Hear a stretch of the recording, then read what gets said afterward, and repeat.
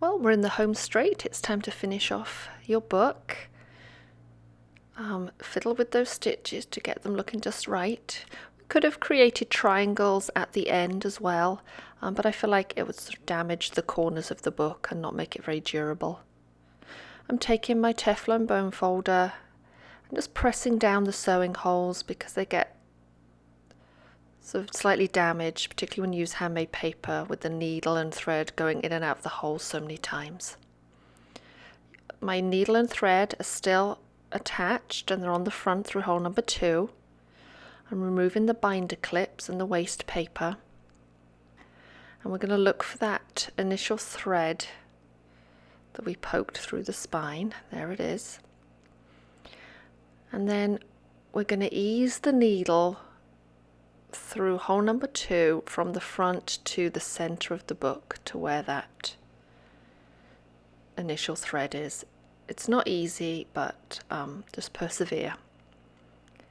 And then you're going to tie a square knot, which is going to be difficult to see. It's useful to have a second person here for this part. You'll see my book keeps sliding off the edge of the table. So tie a square knot, pull it tightly right into the spine of the book. You're going to trim off the edges and then take your bone folder and just push those loose ends in to the spine so that you can't see them. You can gather a piece of scrapbook board or cardboard, place it in between the 2 covers and the pages, get a metal ruler and score a line. That line is at 1¼ inches. Score the inner and outer cover.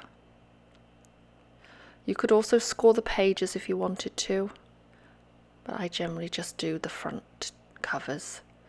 And bend them gently. You can rub them gently with a bone folder, but you don't want to do it too hard, otherwise the cover won't lay flat. So there is your finished book.